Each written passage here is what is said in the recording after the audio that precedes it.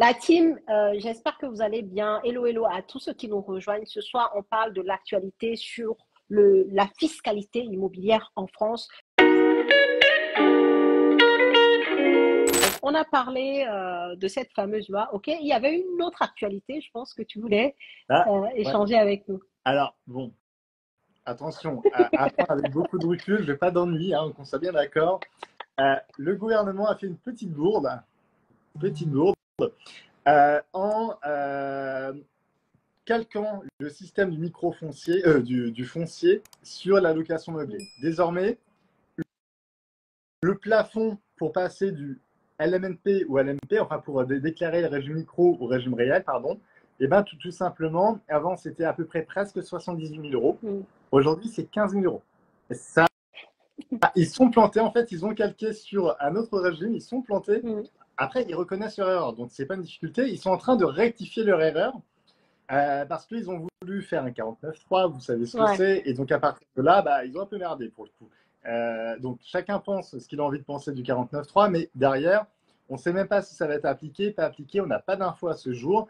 On attend, on est très vigilant, mais peut-être que l'administration fiscale ne va pas l'appliquer pour cette année, le temps de rectifier cette erreur. Parce qu'il y a beaucoup de personnes qui sont aujourd'hui au régime micro BIC, ça veut dire qu'ils sont en meublé et qui ont un forfait de charge entre 30 et 50%, et que là, d'un seul coup, bah, dès que vous dépassez 15 000, vous êtes obligé d'être au réel, avec des déclarations fiscales, avec des déclarations à l'AMNP, et ça va être la merde. Donc à partir de là, surtout que j'en vois plein de personnes qui ont plus de 15 000 euros de recettes, donc à partir de là, c'est là où justement, ça pose une véritable difficulté. Disons que c'est mis en place, enfin, si c'est pas rectifié, il va y avoir énormément de difficultés. Et aussi, est-ce que ça n'augmente pas leurs recettes fiscales aussi? Parce que moi, j'ai du mal avec le mot erreur, mais bon, soit, hein, admettons que ce soit vraiment une erreur. Ah bah, ouais, non, après, tout dépend. Et alors, après, admettons que ce soit. Alors, oui, si, c'est véritablement une erreur, mais après, on ne sait pas comment ça va être mis en place. On n'a pas d'informations. Attention, on est quand même que fin janvier. Les impôts, c'est avril-mai, donc on a encore 4 mois avant de voir les choses venir. Mais voilà, quoi. Pour le moment, voilà. Restez sur le garde pour celles et ceux qui font de la location meublée. Ouais. Mais du coup, on est d'accord que c'est vraiment pour ceux qui font de la location meublée en nom propre. En Tous nom ceux propre, qui font, voilà, en société, ils sont à SCI, à l'impôt sur les sociétés, c'est ça. ou alors ils sont en SASU immobilière, ou peu importe. En tout cas, ils sont en mode société, ils sont absolument pas concernés, on est d'accord. C'est exactement ça. C'est Ok. exactement ça. C'est vraiment du LMNP. Alors, qu'on soit bien d'accord, parce que le LMNP, alors tout à l'heure, je parlais avec une cliente du LMNP, elle me dit oui, mais je suis en nom propre. Non, justement, le LMNP, c'est être en nom propre et faire de la location meublée. Sinon, on appelle ça une À SCI l'IS, à l'IS. Voilà. on est d'accord. Bah, c'est bien de le Notez, préciser. Notez bien. notez. SASU immobilière, bien ou pas? Qu'est-ce que tu en penses de la SASU immobilière? Moi, j'ai mon idée. Alors, Je te moi, laisse répondre. régulièrement en place, je trouve que c'est bien. À partir du moment où le schéma est validé par la banque, parce qu'il faut savoir aussi qu'il faut qu'on ait un conseiller financier qui accepte ce type de montage. Ouais. Parfois, je suis désolé de le dire comme ça, mais les conseillers financiers, c'est pas non plus des personnes qui connaissent tous ces montages-là et qui peuvent refuser. Donc, à partir du moment où votre conseiller financier accepte ce type de montage, moi, je trouve que c'est loin d'être déconnant. La seule difficulté, alors, ce qui est bien une SASU immobilière, c'est en gros, vous êtes vous empruntez à travers votre société, vous n'avez pas besoin d'être associé. Contrairement à Absolument. la SCI, vous Ouais. devez être au moins deux. Ouais. Là, le problème, c'est qu'une SASU immobilière, ça vous coûte des frais de comptabilité chaque année, plus des frais bancaires. Donc, du coup, ça vient passer dans vos charges et sur votre rentabilité. Donc, il faut être sûr d'avoir un cash flow positif suffisant pour être en positif à la fin de chaque année. Ouais. Et moi, j'ajouterais que pour une personne également qui souhaite faire, par exemple, de l'achat-revente, pas que du locatif, une personne qui peut faire de l'achat-revente dans sa société immobilière, la SCI n'est pas vraiment la société euh, qui est faite pour ça, en fait. Donc, la SASU peut être pensée à ce moment-là aussi, si Disons on que, veut investir seul. disons que le marchand de biens est une activité dite commerciale. Donc, en général, une société civile immobilière, c'est une société civile. Civil. Ça n'a rien à voir. Ce qui fait qu'aujourd'hui, pour les marchands de biens, c'est une société, que ce soit une URL, SARL, SASU ou SAS. mais ça ne sera certainement pas une SCI parce que là, vous pouvez tout remettre en question du jour au lendemain. Enfin, plutôt l'administration fiscale peut vous redresser du jour au lendemain. Donc surtout, attention avec ce type de montage. Je sais que quand vous achetez un bien, la plupart du temps, ça peut être pour le louer, pas pour le revendre. Il y en a certains qui se disent, ouais, ben, c'est bon, je peux me faire une plus-value, je vais le revendre à travers un SCI. Attention, mais si c'est exceptionnel sur un bien et après vous rachetez un autre bien pour le louer, éventuellement ça peut passer parce que vous justifiez que vous avez commis une erreur. Voilà, vous invoquez le 49.3 et On a le droit. Mais par contre, derrière, vous pouvez justement après louer votre bien. Donc là, une SCI, il n'y aura pas trop de difficultés. Par contre, enfin, ça se débat. Par contre, derrière, une SASU, même une SASU immobilière, oui, souvent, c'est plutôt pour du marchand de biens. Mais moi, je dirais même pas une SASU immobilière, une SASU tout court. Tout court. Immobilière, c'est souvent pour acheter des biens, pour les louer et tout. C'est pas trop fait pour du marchand de biens. Ok, super. Alors, une autre question, c'est donc mieux de faire location meublée en SCI qu'en nom propre. Est-ce que c'est mieux? Alors, t'en penses quoi de ça? Moi, je pense que c'est pas une question de c'est mieux ou pas mieux. Enfin, c'est une question de toi, en fait, de tes besoins, de où tu en es, de ton profil au final. Mais si on veut partir sur la tranquillité, moi je parle, et pas subir tous ces mouvements en termes de réglementation, c'est vrai que quand tu es en société, tu as plus de stabilité, tu as plus de visibilité, en fait, sur tout l'aspect fiscal, en fait. Donc, je sais pas si c'est mieux, mais en tout cas, si tu veux une certaine stabilité sur toutes les réglementations qui arrivent, c'est vrai qu'en société, tu es tranquille. En SCI, à l'IS, je précise. Moi, si tu veux, je vais rebondir aussi sur autre chose. C'est comme quand tu vois, c'est comme si je te disais, est-ce que je vais plutôt acheter une Audi, une BMW ou une Mercedes? J'ai envie de dire, c'est tout est propre à chacun en fait. Et alors, il y a même autre chose.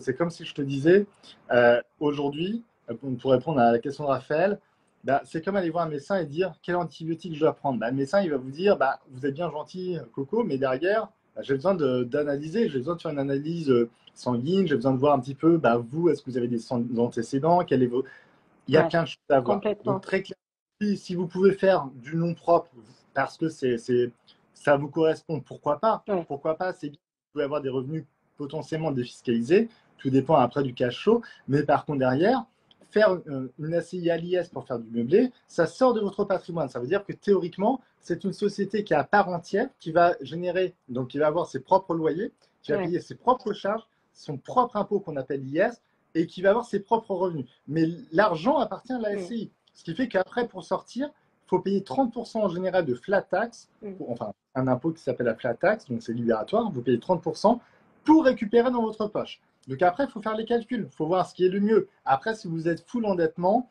très clairement, parfois la SCI à l'IS est pas mal. Oui, clairement. Voilà.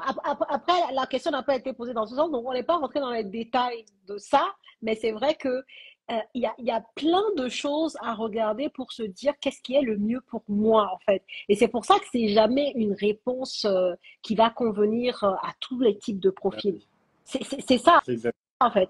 Dans l'accompagnement que moi je propose aujourd'hui et pour lequel d'ailleurs on a réouvert là la session de recrutement, et ben nous on fait ce travail-là avec Clément qui intervient d'ailleurs sur le tout début de l'accompagnement. Il prend chacun individuellement pour regarder le profil de la personne, ses objectifs, ses besoins, pour regarder quel véhicule fiscal serait le plus adapté pour que la personne puisse investir dans l'immobilier. C'est ça, en fait. Mais il ne peut pas y avoir de réponse générique ou générale. Ça ne peut pas se faire sur la fiscalité. Parce que, par définition, on est chacun très spécifique ou individuel. Voilà. Donc, c'est exactement ça. Et après, bah, c'est comme ce que je dis aux gens. Si on avait un antibiotique général qui guérissait tout, je suis désolé de le dire comme ça, on n'aurait plus besoin de médecin aujourd'hui. c'est vrai. C'est pas bon, ça. Non, mais c'est triste, mais c'est une réalité. Alors, j'avance parce que je vois qu'il y a les questions qui s'enquillent là. On va essayer de répondre à toutes les questions. Donc, celle-ci dit, quel est votre avis sur les investissements en SCPI? Alors, je te laisse démarrer. Vas-y. Je te laisse. Vas-y. C'est vrai? Je suis galant. Okay. Vas-y, je te laisse commencer. Merci. Alors, mon avis, c'est que ça reste un investissement tout court. Enfin, je veux dire que tu achètes en SCPI ou que tu achètes de vrais biens immobiliers, c'est un choix personnel. C'est tout. Elle ne va pas t'attendre à des rentabilités folles sur des SCPI, quoi. Enfin, voilà, parce que là, tu as la tranquillité, hein, tu achètes du portefeuille de biens immobiliers, tu achètes de l'immobilier papier, comme on les appelle. C'est une méthode de diversification pour moi, ok? Clairement, tu peux te diversifier en faisant de l'investissement dans les SCPI, mais si tu es comme moi, tu aimes toucher là, hein, tu es comme moi, tu aimes sentir les choses, tu aimes aller sélectionner ton locataire, tu aimes à transformer du diamant brut en quelque chose de waouh. Donc, je parle des travaux. Tu aimes faire ce genre de choses. Bah non, tu vas pas aller sur les SCPI en premier lieu. Tu vois. Mais pour moi, vaut mieux avoir des SCPI que rien du tout. C'est surtout ça, en fait. C'est une méthode d'investissement comme une autre. C'est pas mal. Maintenant, tout dépend de toi. Alors surtout, tout dépend de la situation. C'est-à-dire que derrière, alors moi je rajouterais juste, alors c'est l'intermédiaire entre un investissement direct et puis ne rien faire. Donc c'est vaut mieux avoir une SCI, une SCPI, au moins on est Que tranquille. rien, ouais. Je Par suis contre, d'accord. parce que moi j'ai plein de gens qui se vendent en se disant ouais j'ai des parts de SCI, je reçois 1000 balles de SCI et puis c'est tout. Puis quand je regarde leur fiche d'impôt, bah ouais mais sur les SCPI, bah, sur 1000 balles, bah, vu que c'est du positif sur 1000 euros, bah, ils payent 30% d'impôts et 17,2 de prélèvements sociaux. Bah, il ne reste plus que finalement, il ne reste plus que 500 balles. Quoi. Je dis, Mais ouais, c'est mieux que bah, rien. bah, c'est mieux que rien. Mais bon, je dis, attendez, je dis, là, la SCPI est à 5%, moins la moitié, vous êtes à Ouais. 2,5. Vous imaginez bien que le livret est plus, et un peu plus que ça. Parfois, je leur dis, non, mais les gars, vous n'avez pas. Enfin, tout dépend de la situation.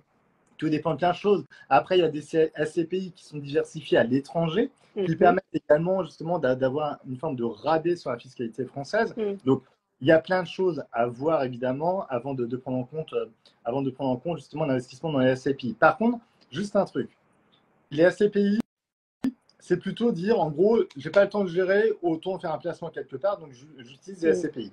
Par contre, si vous avez le temps et l'énergie d'investir en direct, investissez en direct, vous aurez une meilleure rentabilité. Par contre, vous prendrez plus de risques parce que vous aurez un logement, un locataire. Alors que dans une SCPI, potentiellement, vous pourriez avoir 10 000 logements avec 10 000 locataires. Et donc, s'il y en a 100 qui ne payent pas, bah, ce n'est pas grave parce qu'il y en aura toujours 9 900 qui paieront. Donc, ce que je veux dire par là, c'est que tout dépend du degré de risque que tu as envie de prendre, Ouais. mais également tout dépend aussi de la récompense qu'il va y en avoir derrière.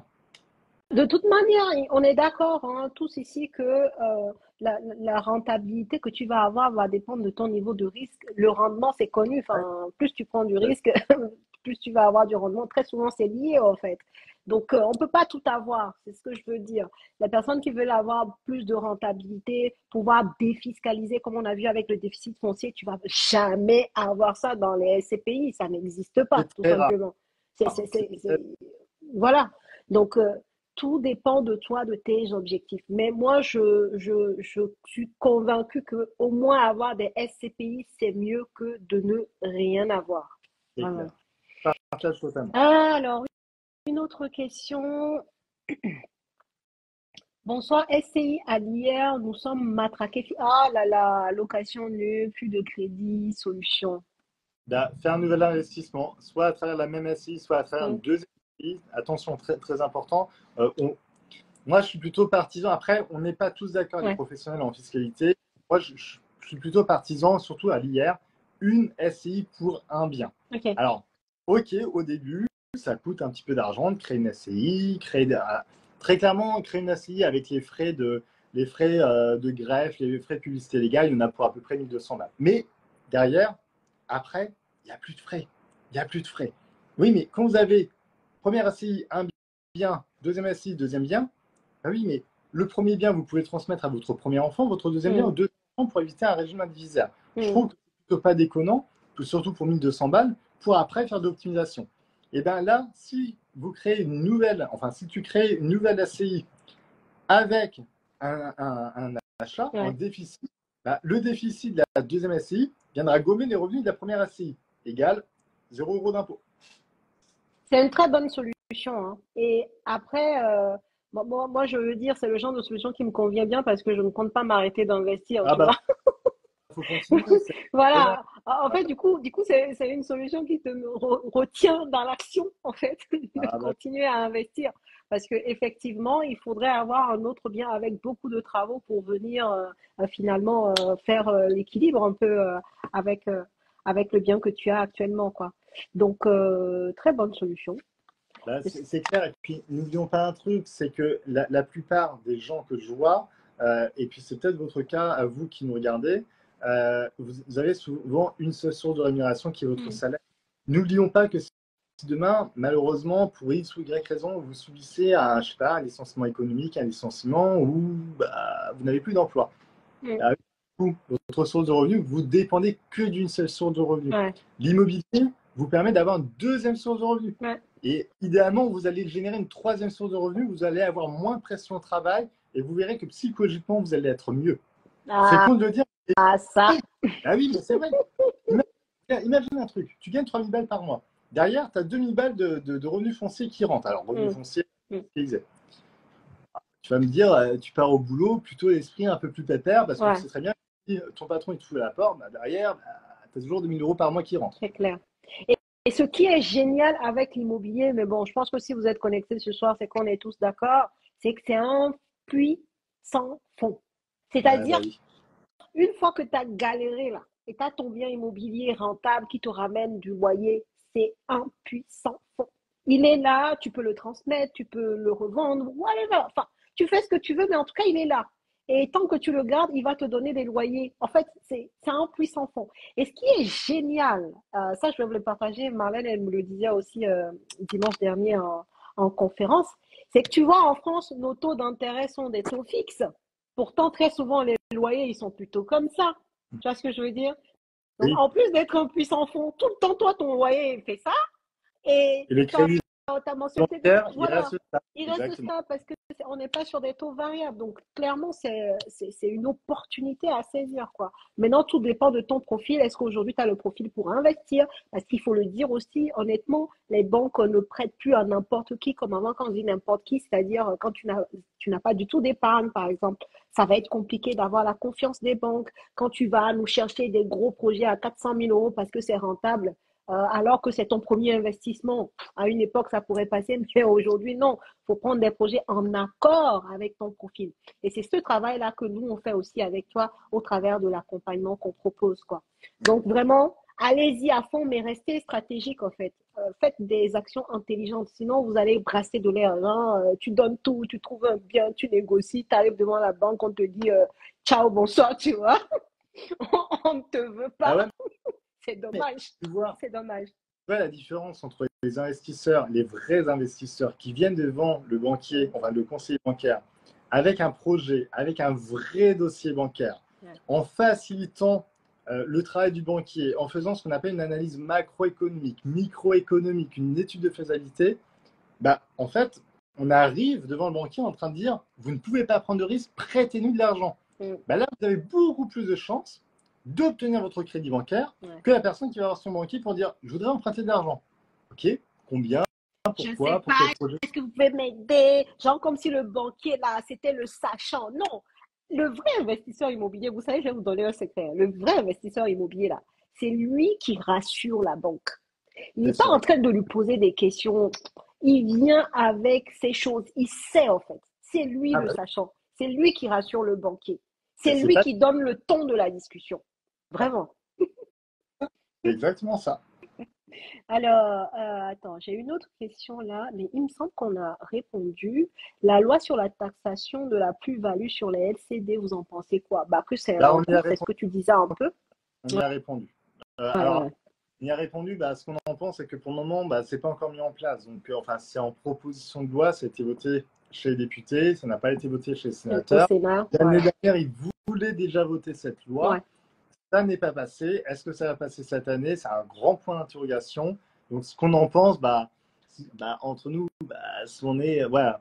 On est Moi, en attente. on est en attente, mais moins vous payez, Ça, mieux c'est c'est pas pour mal. nous aussi. Donc, Ouais, c'est clair. Alors, une autre question, dans quel cas le nu réel est plus intéressant que le LMNP? Dans quel cas le nu réel est plus intéressant? alors, non, mais très simple. Dans le cas où bah, vous avez une TMI à plus de 30%, ça veut dire que vous êtes dans la tranche marginale d'imposition à 30%. Donc, vous payez pour 1000 euros, vous payez 300 euros d'impôt, donc 30%. Et que tout simplement, bah, vous avez envie de dégommer, enfin, de gommer de l'impôt. Tout simplement. Donc, le NU réel sera plus intéressant que le LMNP dans ce cas-là. Voilà, il n'y a rien d'autre à rajouter. Ok, super, super. Bah, c'est impeccable. Une autre question. Comment monter plusieurs SCI seuls? Alors, déjà, bon, bah, vas-y, je te laisse. Vas-y. Là, souvent, c'est très simple, c'est une holding. Vous avez ce qu'on appelle une holding immobilière, c'est-à-dire c'est une société qui détient, alors souvent c'est une SASU, où vous détenez votre SASU à 100%, et du coup, vous avez vous plus votre SASU, donc 2 associés pour détenir votre SCI. Et du coup, à partir de là, bah, vous pouvez monter plusieurs SCI. Seul. Est-ce que c'est clair ça pour vous? Mais après, la team, s'il vous plaît, faut bien comprendre pourquoi vous faites les choses. Voilà. On va pas créer une SASU juste parce qu'on a envie de faire une SCI en dessous. Je sais pas ce que tu en penses, mais il faut vraiment que tout ça soit dans une stratégie bien Bah, claire, quoi. Parce que ça reste de l'argent quand même. Enfin, les sociétés, bon, nous, dans l'accompagnement, tu peux monter la société, tu es accompagné et c'est offert, mais en tout cas, en temps normal, pour une SCI ou pour une holding, peu importe, bah, chaque fois que tu crées une société, il faut payer. Et ensuite, il faut avoir un bilan. Enfin, même si la société, elle fait rien, ça a une holding, il faut quand même, voilà, un expert comptable. Donc, attention à ce que vous faites comme stratégie. Il faut que ça ait du sens. il OK? faut surtout c'est maîtriser les frais, parce Mhm. que plus vous maîtrisez les frais, il faut savoir qu'en effet, une holding, c'est ça. C'est que derrière, vous allez avoir les frais d'expertise comptable, les frais Oui. bancaires et les frais annuels. En gros, vous devez compter à peu près 2 000 euros par an. Donc, il faut être sûr que vous êtes capable, pour être deux, d'avoir, enfin, pour être vous et vous-même, un peu en mode schizophrène, de, Mhm. de pouvoir justement de pouvoir payer 2 000 euros, de supporter 2 000 euros de Mhm. charges par an. Si c'est le cas, bah, allez-y. Acheter sa maison principale en nom propre ou en SCI, est-ce que je dois payer un loyer?